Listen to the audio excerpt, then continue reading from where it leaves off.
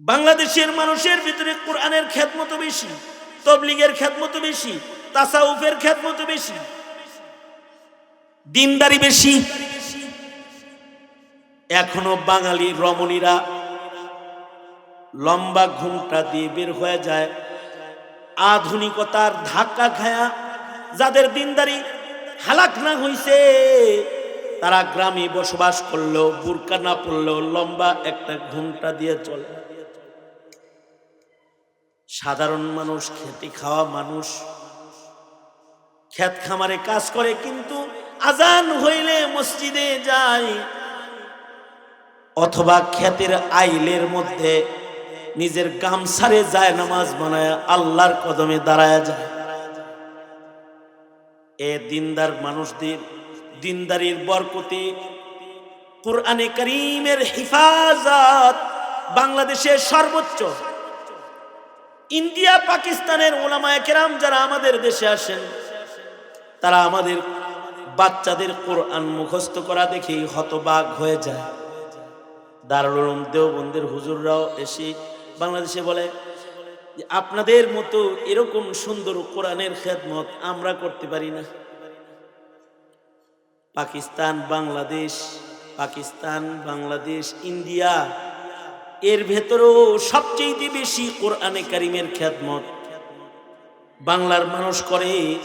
মোরে মোরে এমন দারুল উলুম আছে যেখানে ছাত্ররা কোরআন মুখস্থ করে, একটা কলম লাগবে না, এক টুকরা কাগজ লাগবে না, সিনার ভিতরে কোরআন আছে।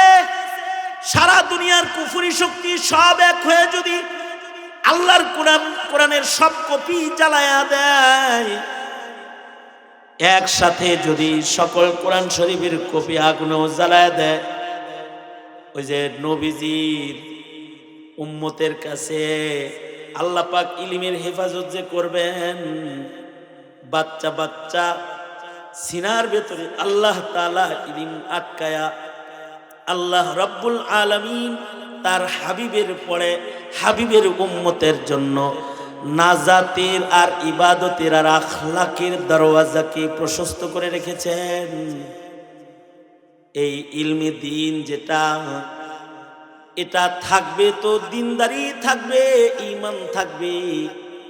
ইলমের আলো থাকবে না তো দিনদারিও থাকবে না, এক সময় ঈমান শূন্য হয়ে যাবে। যুগে যুগে নবী রাসূল আগমন করেছে। নবী রাসূলগণ যুগে যুগে দুই জিনিস নিয়ে আগমন করেছেন। সকল নবী দুই জিনিস নিয়ে আগমন করেছেন। নবীরা ঈমানের দাওয়াত তাওহীদ নিয়ে আগমন করেছেন, আর দ্বিতীয় নাম্বার নবীরা ইলমি দ্বীন নিয়ে আগমন করেছেন, ইলম নিয়ে আগমন করেছেন। মানুষ যখন বহুত্ববাদের পূজা করছে, নবীরা এসে মানুষদেরকে এক আল্লাহর সন্ধান দিছে। আমাদের নবীজিও কাবা শরীফের ভেতরে ৩৬০ মূর্তির পূজা যখন করে মক্কার লোকেরা, তো আল্লাহর রাসূল এসে বলেছেন কুলু লা ইলাহা ইল্লাল্লাহ, তোমরা তাওহীদের কালিমা উচ্চারণ করো, তুফলিহুন, তাহলে তোমরা সফল হয়ে যাবে। দৌলতে ঈমান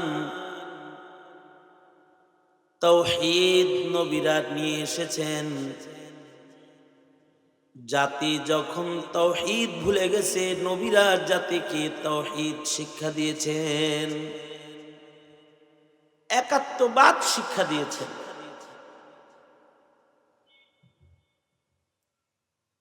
তাওহীদের বিশ্বাস আর একাত্মবাদ,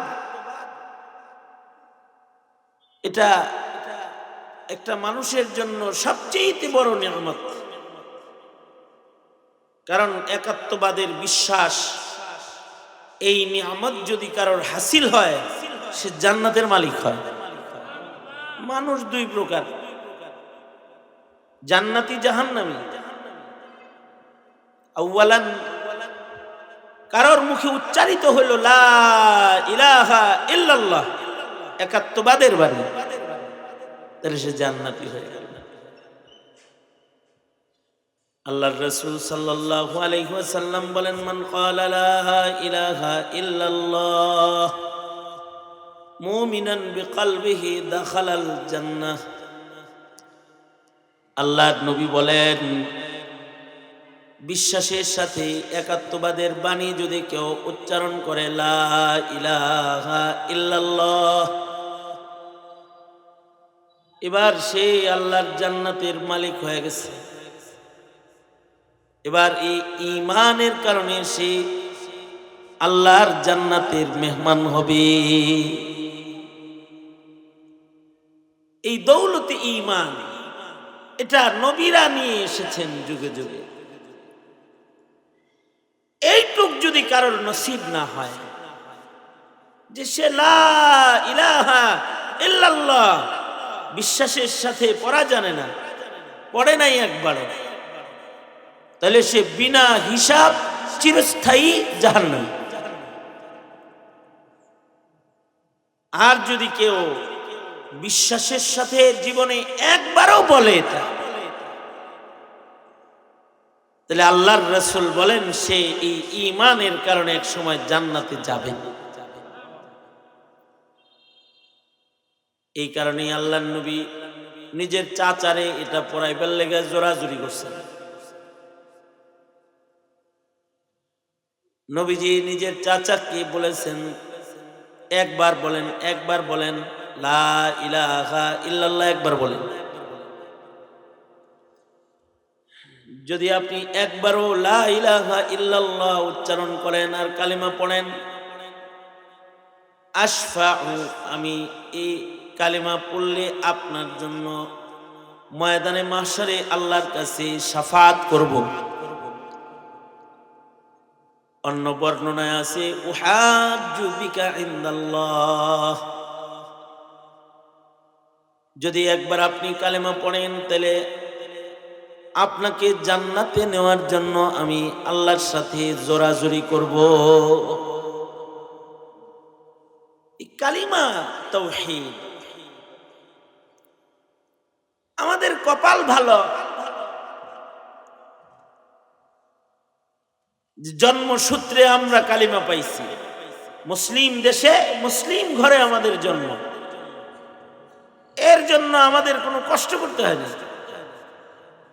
এই নিয়ামতটা আল্লাহ তাআলা আমাদেরকে এমনি দিয়ে দিচ্ছেন, জন্মসূত্রে দিচ্ছেন।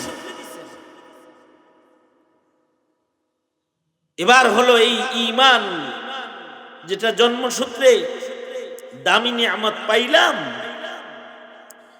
এইটারে দেখভাল করতে হইব তো, এটাকে বাঁচায় রাখতে হইব তো। গাছ তো লাগাইলেই হয় না, যত্ন না করলে গাছ মরে যায়। গাছ লাগাইলেই কি হয়?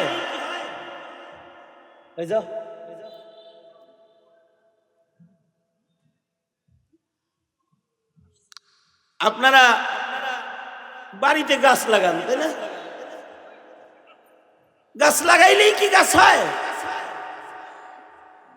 এই গাছটা যেন সোজা হয়, এর জন্য এর সাথে একটা কিবার দেয়, খুঁটি দেয়, খুঁটি গেড়ে দেয়, এটা যেন পাকা তারা না হয়। এই গাছটাকে যেন ছাগলে খেয়ে না ফেলে, এ কারণে চতুর্দিকে কি দেয়? বেড়া দেয়। সকাল বিকালে গাছের গোড়ায় পানি দেয়, এই গাছের গোড়ায় ময়লা আবর্জনা সাফ করে, কখনো কখনো এই গাছে সার দেয়, পরিচর্যা করে। তারপরে এক সময় গাছটা নিজের পায়ে শক্তিশালী অবস্থানে এসে দাঁড়ায় যায়। এমনি তো আর হয় না। আপনি আপনার ইমানের গাছকে এতটাই দুর্বল যদি রাখেন যে মনে মনে ভাবেন যে এটা এমনিই দাঁড়ায় যাবে, মুসলমানের ঘরে জন্মাইছে আর ইমান দাঁড়ায় গেছে, বিষয়টা এরকম না। কিন্তু গাছের যত্ন না করায় যেমন গাছ অন্য কারোর পেটে চলে যায়, ইমানের যত্ন যারা করে না তাদের ঘরের ইমানদার অনেক সময় নাস্তিকের পেটে চলে যায়, মুরতাদের পেটে চলে যায়, কাদিয়ানির পেটে চলে যায়, বেঈমানের পেটে চলে যায়। কারণ এই ইমানের যত্ন হয় নাই, ইমানের দেখভাল হয় নাই, ইমানটাকে যত্ন করা হয় নাই। তাই ইমান এক সময় অযত্নে যেমন গাছ মইরা যায়, ইমানের অযত্নে ইমান মারা যায়। জন্ম হয় ইমানের সাথে, কিন্তু মৃত্যু হয় ইমান শূন্য। মনে রাখবেন, জন্ম ইমানের সাথে হওয়াটা সফলতা নয়, মৃত্যুটা ইমানের সাথে হওয়া হলো সফলতা। মরণ ইমানের সাথে যার হলো সে সফল হয়ে গেল। আবু বকর, ওমর, ওসমান, আলী জন্ম ইমানের সাথে হয় নাই, কিন্তু মরণটা ইমানের সর্বোচ্চ আসনে হয়েছে। কত কাফের মুশরিক আছে যাদের জন্ম কাফেরের ঘরে হয়েছে, কিন্তু তাদের মৃত্যুটা ইমানের সাথে হয়েছে। জন্ম কিন্তু কাফেরের ঘরে হয়েছে,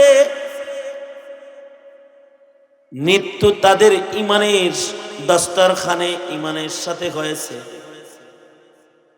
মরণটার হলো হিসাব, মরণটারই হলো হিসাব। আল্লাহর রাসূল বলেন, কারোর হৃদয়ে যদি তাওহীদ থাকে, হৃদয়ের ভিতরে যদি থাকে লা ইলাহা ইল্লাল্লাহ,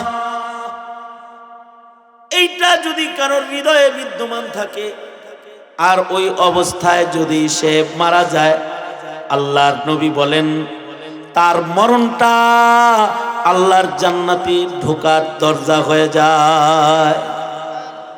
সুবহানাল্লাহ। আগামীকালকে বললেন, জোরে বলেন, জোরে বলেন, জোরে বলেন। বাড়িতে তো তাসবিহাত তো ওইরকম আমাদের হয় না, মাহফিলে আসছেন সুবহানাল্লাহ বলার সুযোগ আইলে পড়ালে। আরেকটা বিষয় হলো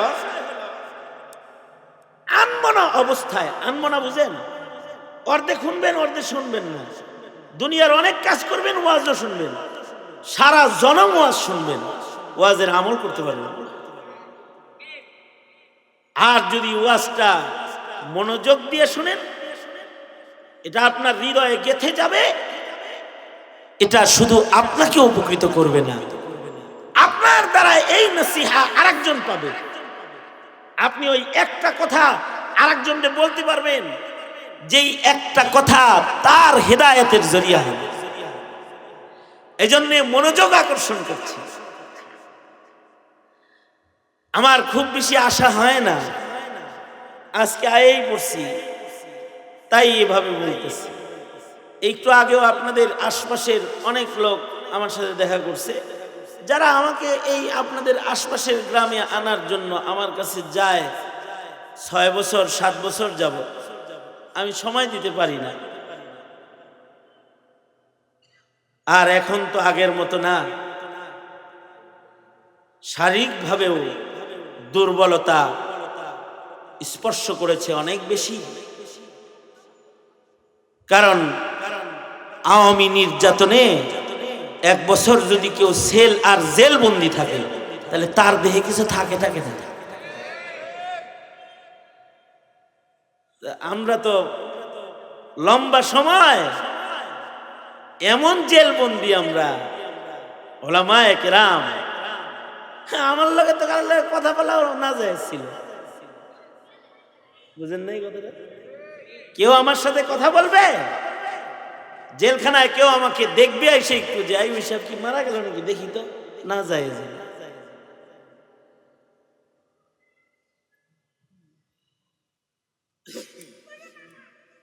7 মাস পর্যন্ত জেলখানার থেকে জানি না যে বাড়িতে কে বাঁচা আছে, বাড়িতে কে মারা গেছে।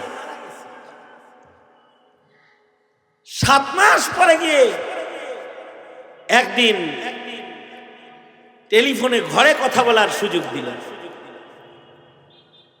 তখন জানলাম যে ফুফা মারা গেছে, চাচা মারা গেছে, মামা মারা গেছে এই 7 মাসের ভেতর। এ কারণে খুব বেশি আশা হয় না। আর সেই যেহেতু আজকে পড়ছি তাই একটু বলতেছি আর কি, খেয়াল করে শুনতে। আপনারাও এই কাপাসিয়ার জনসাধারণ আলেম প্রিয়, ওলামা প্রিয়। এ কারণে ওলামায়ে কেরামের কথার প্রতি আপনাদেরও যথেষ্ট গুরুত্ব আছে। তারপরেও ওটা আবার বলে গুরুত্বটা আরেকটু উতরায় দিই আর কি, আরেকটু বাড়ায় দিই। সুতরাং তাওয়াজ্জুহ, যারা সামনে আছেন এই দিকে, সেটা হলো ঈমানের হিসাবটা কি জন্মের না মরণের? মরণের হিসাব।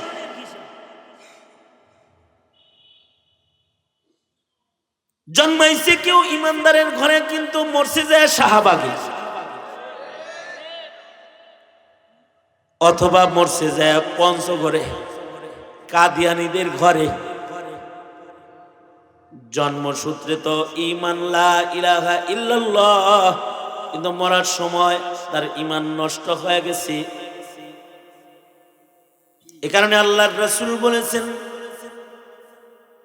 মান মাতা ওয়া হুয়া ইয়ালামু লা ইলাহা ইল্লাল্লাহ,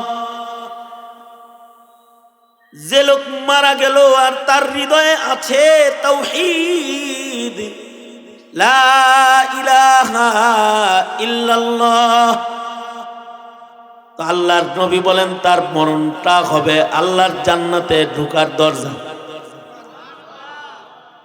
একদিক দিয়ে সে মরবে, আর একদিক দিয়ে সে জান্নাতে পৌঁছবে।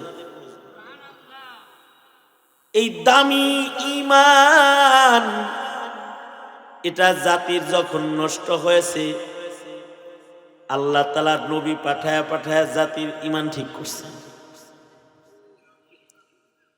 আর জাতি যখন হালাল হারাম বলে গেছে, মায়ের সাথে জেনা করার জন্য যায় মদ খায় দরজায় দাঁড়ায় গেছে, নিজের কন্যাকে ওরসের সন্তানকে জীবন্ত দাফন করে ফেলেছে।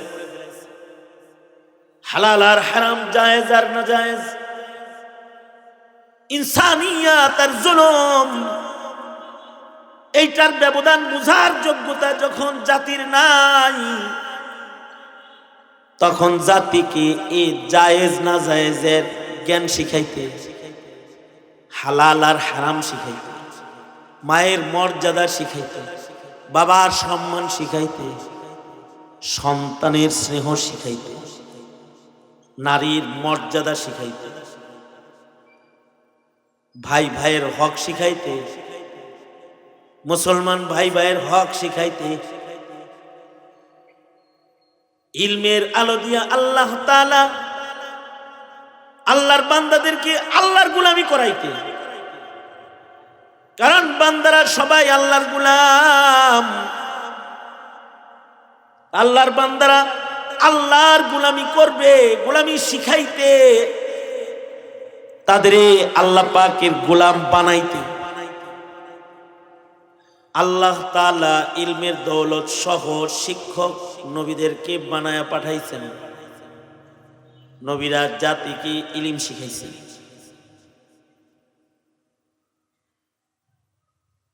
কিয়ামত পর্যন্ত আর কোন নবী এই পৃথিবীর মাটির পরে আনবে না। আপনার আমার নবী শেষ নবী, বিশ্ব নবী, বিশ্ব মানবতার নবী মুহাম্মাদুর রাসূলুল্লাহ সাল্লাল্লাহু আলাইহি ওয়াসাল্লাম শেষ নবী। কিয়ামত পর্যন্ত আর নতুন করে কোনো পয়গম্বরের আগমন ঘটবে না। কিয়ামত পর্যন্ত জাতির ঈমান নষ্ট হইলে তাদের ঈমান কে ঠিক করবে? কিয়ামত পর্যন্ত জাতি গুমরাহ ভ্রষ্ট হয়ে গেলে তাদের ইলমের আলোয় কে পথ দেখাবে?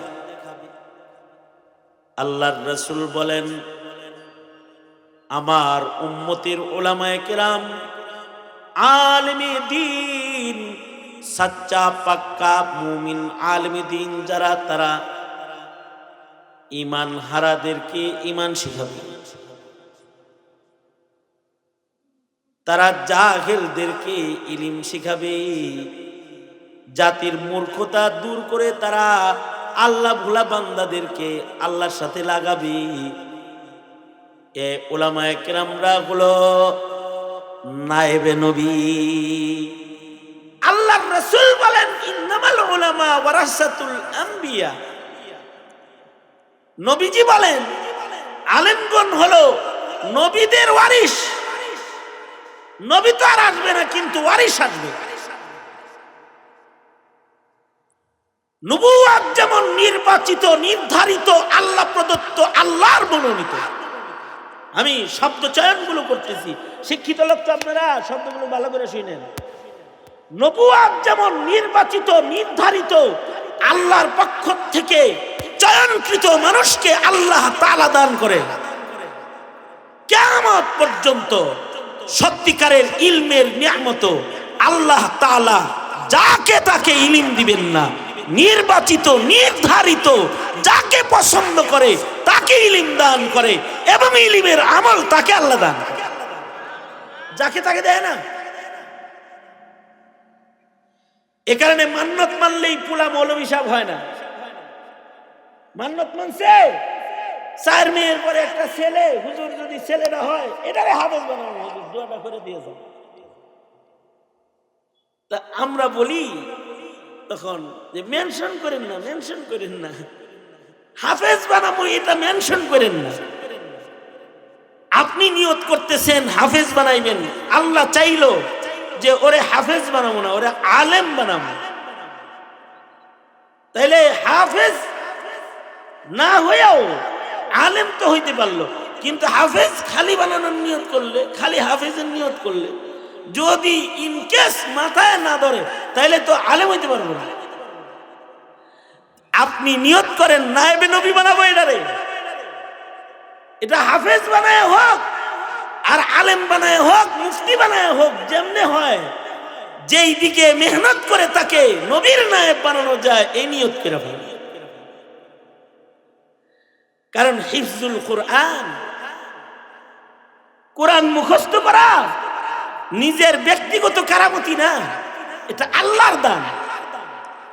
অথবা কোরআনে কারীমকে ইয়াদ রাখা, স্মরণ থাকা। মুখস্থ করেছে কিন্তু ভুলে গেছে, লাভ নাই, হাসরেও পড়তে পারবো না।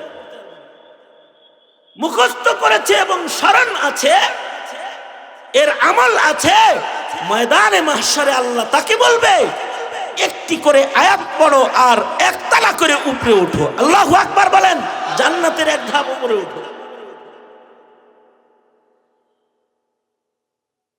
নিজের ইচ্ছায় হাফিজ কোরআন হওয়া যায় না, কারণ কোরআন আল্লাহ পাকের নূর। কোরআন হলো আসমান থেকে আসা, আসমান থেকে আসা ইলমের যে ভান্ডার আছে, আসমানি কিতাব যত আছে তার ভেতরে সর্বশ্রেষ্ঠ ইলম কোরআন, যা আল্লাহ তাআলা তার বন্ধুকে দান করেছেন। শ্রেষ্ঠ নবী, তাই নবীকে শ্রেষ্ঠ ইলম দান করেছেন। নবী যেহেতু শ্রেষ্ঠ নবী, নবীর ইলমও শ্রেষ্ঠ।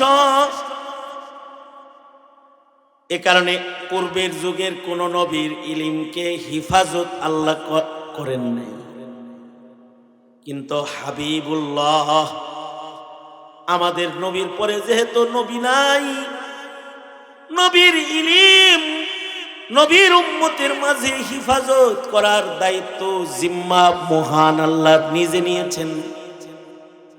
ইন্না নাহনু নাজ্জালনা যিকরা ওয়া ইন্না লাহু লাহাফিজুন। আল্লাহ তাআলা জমিনের উপরে কোরআন ও ইলমে দ্বীনকে হিফাজত করার জিম্মাদার। আল্লাহ বলেন আমি হিফাজত করব। এই কারণেই ১৫০০ বছর আগে আমার নবী ইন্তেকাল করেছেন, কিন্তু নবী যে ইলম রেখে গেছেন, নবীর ইলম ইন্তেকাল করে নাই। নবীজির ইলম, এটা নবীজির বিদায়ে ইলমের বিদায় হয় নাই। নবীর ইলম যেভাবে আল্লাহর রাসূল রেখে গিয়েছিলেন সেভাবেই নবীর উম্মতের নায়েবদের কাছে বিদ্যমান আছে, সেভাবেই আছে। ১৫০০ বছর আগের নাজিল হওয়া কোরআনের একটি অক্ষরও কেউ চুরি করতে পারে নাই। এটাকে পরিবর্ধন করতে পারে নাই, কিয়ামত পর্যন্তও পারবে না। আল্লাহু আকবার, জোরে করে বলেন। কিয়ামত পর্যন্তও পারবে না। কেউ যদি কোরআনের সাথে লেগে যায়, কোরআনকে বিদায় করতে চায়, তো সে বিদায় হয়ে যায়। কেউ যদি কোরআনের মুখোমুখি এসে দাঁড়ায়, সে বরবাদ হয়ে যায়। কোরআন তার আপন গতিতে চলছে, কোন ধরনের মাধ্যম ছাড়া এর হেফাজত। পৃথিবীর মাটিতে একমাত্র কোরআন ছাড়া আর কোন গ্রন্থ নাই যা দুনিয়ার মাধ্যম ছাড়া হুবহু হেফাজত। জাগতিক জ্ঞান মাধ্যম ব্যবহার না করলে ওটা ন্যূনতম সময়ও থাকবে না। জাগতিক জ্ঞান মাধ্যম ব্যবহার করার পরেও ৩০ বছর আগের জ্ঞান ৩০ বছর পরে পাওয়া যায় না। মুরব্বীরা যখন স্কুলে পড়ছে, ওনারা যা পড়ছে ওটাই কবরে হয়ে গেছে গা। নতুন আইছে গোমাতা, ট্রান্সজেন্ডার, ওগুলা হারায় গেছে গা। ওগুলোর খুঁজে পাওয়া যায় না এখন।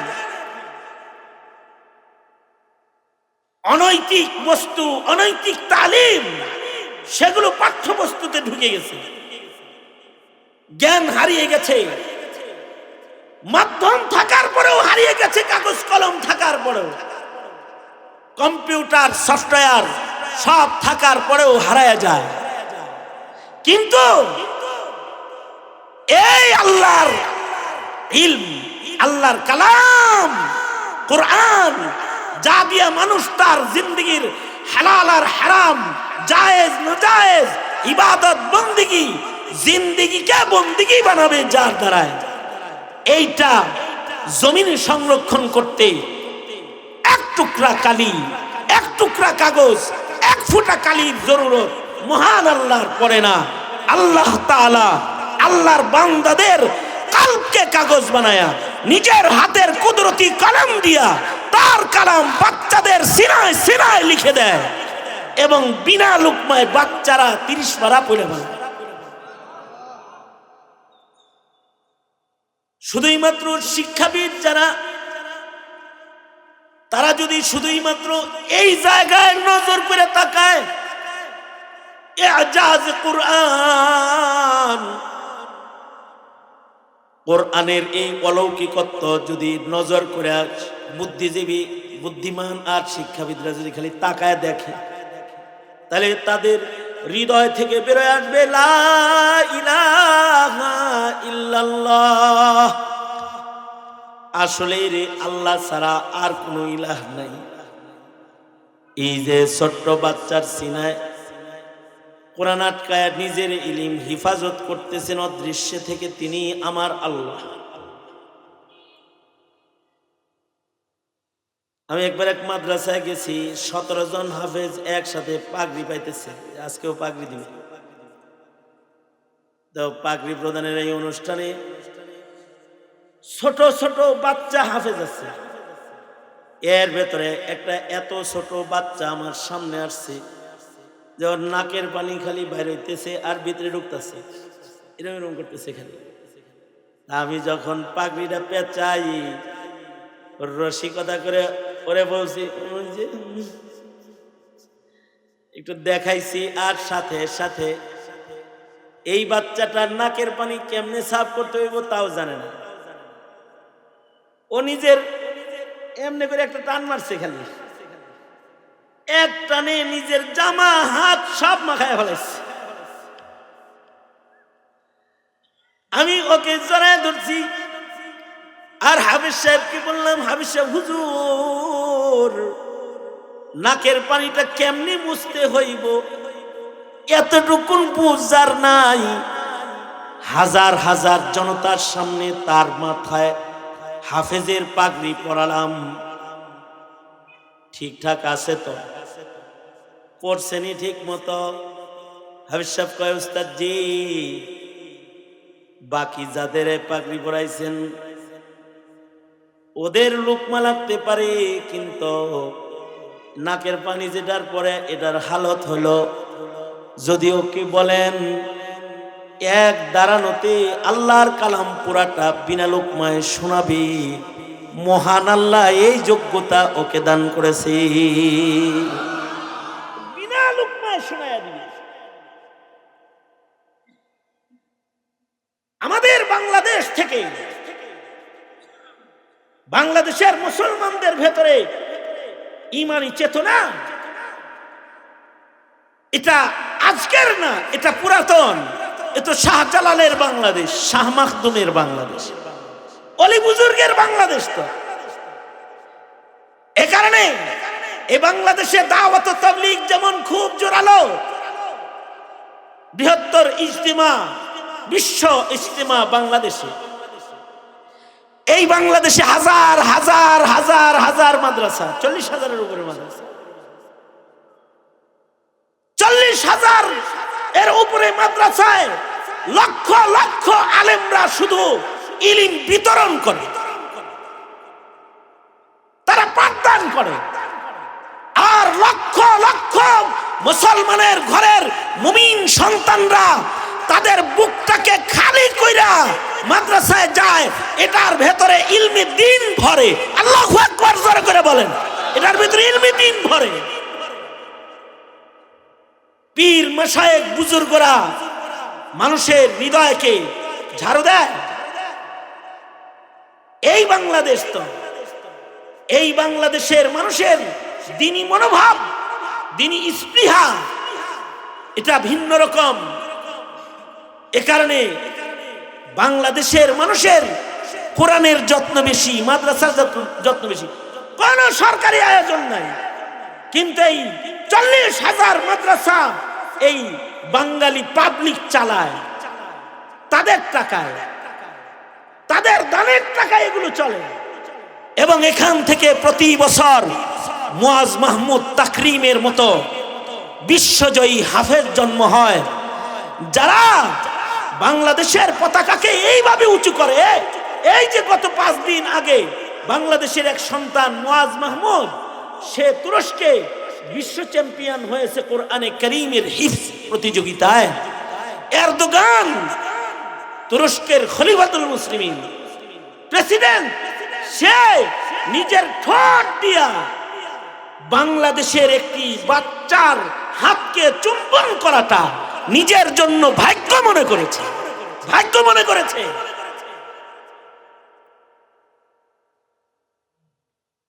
বাংলাদেশের মানুষের ভিতরে কোরআনের খেদমত বেশি, তাবলীগের খেদমত বেশি, তাসাউফের খেদমত বেশি, দিনদারি বেশি। এখনো বাঙালি রমণীরা লম্বা ঘুমটা দিয়ে বের হয়ে যায়, আধুনিকতার ধাক্কা খায়া।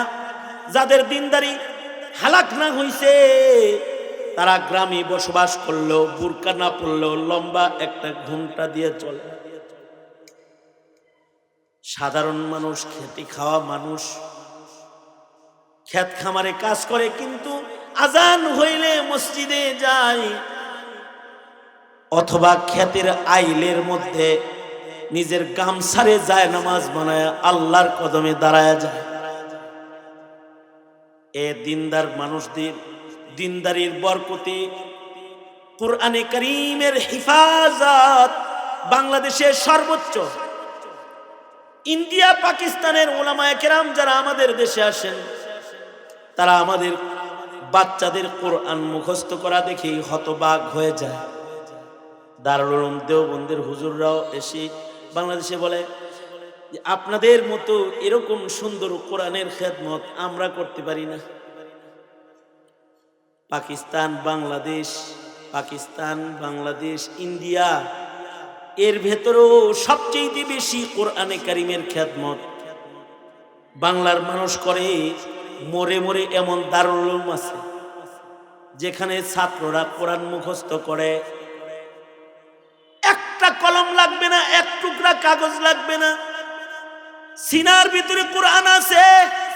সারা দুনিয়ার কুফরি শক্তি সব এক হয়ে যদি আল্লাহর কোরআনের সব কপি জ্বালায়া দেয়, একসাথে যদি সকল কোরআন শরীফের কপি আগুনেও জ্বালায়া দেয়, ওই যে নবীজির উম্মতের কাছে আল্লাহ পাক ইলমের হেফাজত যে করবেন, বাচ্চা বাচ্চা সিনার ভেতরে আল্লাহ তাআলা ইলম আটকায়া আল্লাহ রব্বুল আলামিন তার হাবিবের পরে হাবিবের উম্মতের জন্য নাজাতের আর ইবাদতের আর আখলাকের দরওয়াজাকে প্রশস্ত করে রেখেছেন। এই ইলমে দিন যেটা, এটা থাকবে তো দিনদারি থাকবে, ঈমান থাকবে। ইলমের আলো থাকবে না তো দিনদারিও থাকবে না, এক সময় ঈমান শূন্য হয়ে যাবে। এই দেশের মৌলবীরা কারোর চেয়ার নিয়ে টানাটানি করছে? এদেশের আলেমরা,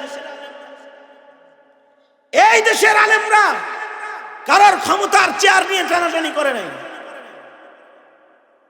কিন্তু এই দেশের আলেমরা যত রক্ত ঝরাইছে, অত রক্ত বাংলাদেশের কোন রাজনৈতিক দলের কর্মীরা ঝরায় নাই। এই দেশের আলেমরা তারা কিন্তু থানায় থানায় ইলেকশনের জন্য প্রার্থী হয়ে দাঁড়ায় নাই। তারা জাতির কাছে ভোট চাওয়ার জন্য কোনোদিন হাত পেতে দাঁড়ায় রয় নাই। ইল্লা মাশাআল্লাহ 2-4 জন রে পাবলিকে মিলা দাঁড় করাইছে। আপনার চাউন লাগবো না, হাফিজি হুজুরে দাঁড় করাইছিল সবাই মিলা, আপনি খালি দাঁড়ায় থাকেন, ভোট চাইতে।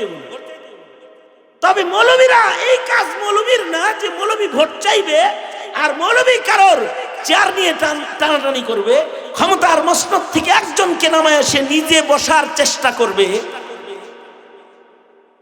এই কাম মৌলবীর না। মৌলবীর আসল কাম হলো, মৌলবীরা জাতির হৃদয়ের পাহারাদার, হৃদয় পাহারা দেয়। মুসলমানের হৃদয়ে যখন নাস্তিক মুরতাদ বেঈমানদের আক্রমণ হয় আর তার ঈমানকে নষ্ট করার অপচেষ্টা যখন করে, তখন মৌলবীরা উঁচু গলায় কথা কয়, রাজপথে দাঁড়িয়ে যায়, গুলি খায়, শহীদ হয়ে যায়, জেলখানায় চলে যায়। রাজনীতি করার অপরাধী না। তোমরা মনে করো রাজনীতি না, আসলে তোমার সন্তানের ঈমানের পাহারা দেওয়ার অপরাধে যায়। তারা তোমার সন্তানের ঈমানের পাহারাদারি করেছে। এই বুঝার অনেক বড় একটা গ্যাপ আছে, বুঝের গ্যাপ। আরে মিয়া মৌলবীরা জায়েজ না জায়েজ কয়, হালাল আর হারাম কয়, ইলমের আলো দিয়া জাতিরে হালাল হারাম বুঝায়। বুঝাইতে গেলে কখনো এই বুঝটা ক্ষমতার আসন আটকে বসা জোর জবরদস্তি করা জালেমটার গায়ে লাগা যায়, জালেমের গায়ে লাগে। তখন সেই জালেম আলেমকে জেলে ঢুকাইতেও পরোয়া হয় না, গুলি করে রাস্তায় আলেমের রক্তকে রাজপথের কার্পেট বানাইতে তার হৃদয় একটু কাঁপে না, অথবা ফাঁসির রশিতে ঝুলায় দিতেও তার কোনো দ্বিধাবোধ হয় না। তোমরা যারা প্রজন্মের সন্তান, মুসলিম ঘরের সন্তান, তোমরা যারা আছো, তোমরা মনে করো না মোল্লা রাজনীতি করে। মোল্লা রাজনীতি করে না, মোল্লারা ইমানের কথা বলে, ইসলামের কথা বলে। এই ইসলামের কথা কোন কোন রাজনৈতিক দলের গায়ে যায় লাগে। যারা ইসলামকে অপছন্দ করে, যারা ইসলামকে প্রমোট না করে নাস্তিকতাকে প্রমোট করে, এই কথা বলেন না আওয়াজ করে, ঠিক না? তাদের গায়ে যায় লাগে। আসলে কিন্তু আলেমে দ্বীন ঈমানের কথা বলে, ঈমানের কথা আলেমরা বলে বিধায়ী এই যে বলতেছে কেউ আর এভাবে নীরবতা নিস্তব্ধতা জমে বসে মৌমাছির চাকের মতো বসে কথা শুনি, কারণ তারা ঈমানের কথা বলে তাই শোনে। এখানে যদি কেউ এমন হয় যে ঈমানের কথা বলে না, তার কথা এ জাতি শুনতেও চায় না। কেন? ঈমানের কথা শোনার জন্যই আলেমের কাছে মানুষ আসে। সুতরাং আলেমের কাছে যে ইলম আছে, তার কাছে যে ঈমানের বক্তব্য আছে, এইটার আলোয় নিজের সমাজকে আলোকিত করা দরকার আছে না নাই? আছে। মাহফিল হলো তার একটি প্রয়াস। আমার অত্যন্ত স্নেহের আদরের ছোট ভাই শেখুল হাদিস মুফতি আরিফ জব্বার দামাত বরকাতুহুম আইসা পড়ছেন, আর আমারে উনি আরেক জায়গায় এখন পাঠায় দিবেন। এরপরেই আমার দোস্ত আল্লামা হাসান জামিল সাহেব আসবেন, কাছাকাছি অলরেডি চলেই আসছেন। আমি যে কয়টা কথা কইলাম, একটা কথা দিয়ে আমি বুঝাইছি আপনাদেরকে যে ঈমানের যতন করা। নবীরা ঈমান নিয়ে এসেছেন, যতন করার তালিম দিতে ইলম দিয়ে গেছেন। ইলমের আলোয় ঈমানকে যতন করার চেষ্টা করব ইনশাআল্লাহ। বলেন এটা কই যায় ইলম লইবেন? আলেমের কাছে যায় ইলম লইবেন। সুতরাং আলেম ওলামা যেখানে, আপনি ঈমানদার হিসাবে আছেন সেখানে ইনশাআল্লাহ। বলেন কারা কারা হাত তোলেন?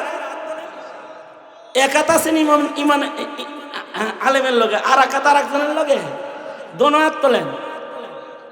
বলেন আলেম ওলামা যেখানে, আরো জোরে বলেন আমরা আছি সেখানে। আলেম ওলামা যেখানে, এটা একটা মূলনীতি। যেই খানকায় মৌলবী নাই ওই খানকায় আমি নাই, যেই তবলিগে আলেম নাই ওই তবলিগে আমি নাই, যেই মাদ্রাসায় আলেম বা আমল নাই ওই মাদ্রাসায়। মূল কথা এটা। তাহলে হিদায়াতের বুঝ সহজ হবে। আল্লাহ তৌফিক দান করেন, আমিন। আমাদের সবাইকে আল্লাহ তাআলা ঈমানি আমলি তারাক্কি দান করেন, আমিন। ওয়া আখিরু দাওয়ানা আলহামদুলিল্লাহি রাব্বিল আলামিন। আসসালামু আলাইকুম ওয়া রাহমাতুল্লাহি ওয়া বারাকাতুহু।